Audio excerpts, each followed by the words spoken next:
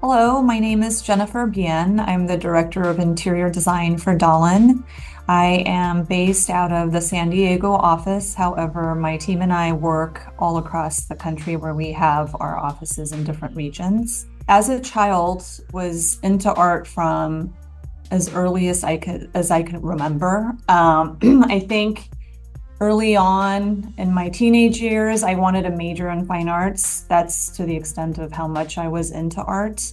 But as I got older, I realized interior design was a much more practical way to express my creativity and also the positive impacts I can have on others in their daily lives.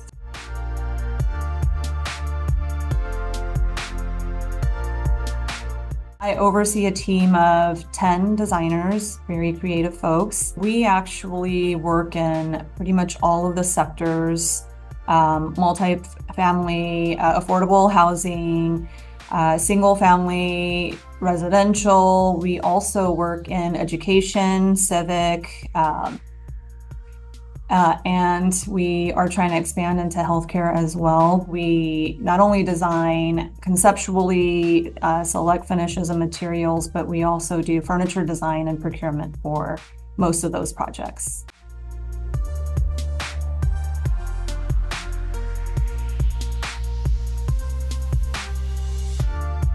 The Picket Fence Phase 1 is complete.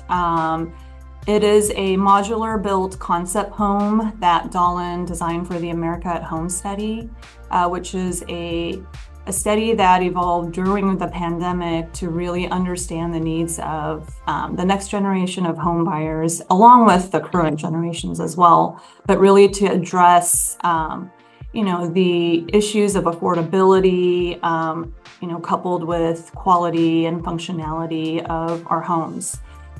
So our task as interior designers on this particular project was the conception of modular homes, feeling like container homes.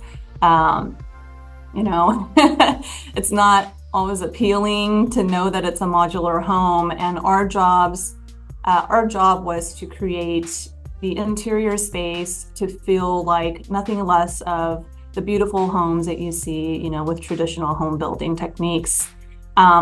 One particular aspect of this project that we really had a good time with actually was that there's an ADU unit on the first floor.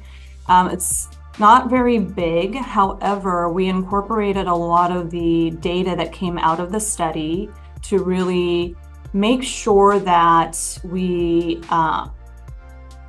we gave enough space and paid enough attention to the data, the feedback that we got from the folks that we surveyed.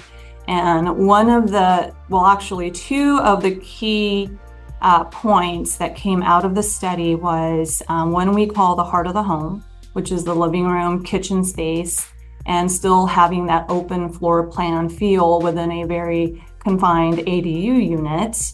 That you keep the living room and the kitchen open to one another so that there's that interaction and sense of more space. Keep it open. The other big point that came out was all about wellness and the importance of the bedroom.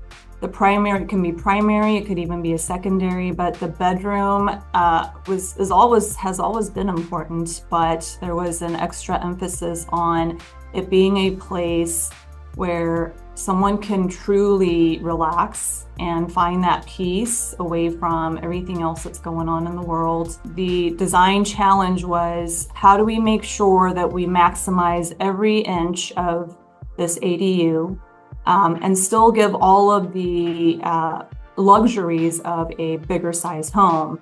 And one of the fun things that we did was we did some research on a washer dryer combo unit. And we've seen these used a lot in Europe and Asia. We don't see it as much in the US. However, what we did was original plan had a separate laundry closet that was right next to the bedroom. And what we did was we decided to give that closet space back to the bedroom so that there's a nice sizable space. You can get a bed, nightstands, you can even put a little desk next to the dresser. And then put the washer dryer combo unit inside of the kitchen under the countertop, but closest to the bedroom. So you still have your laundry capabilities within the unit, along with a really great size bedroom space.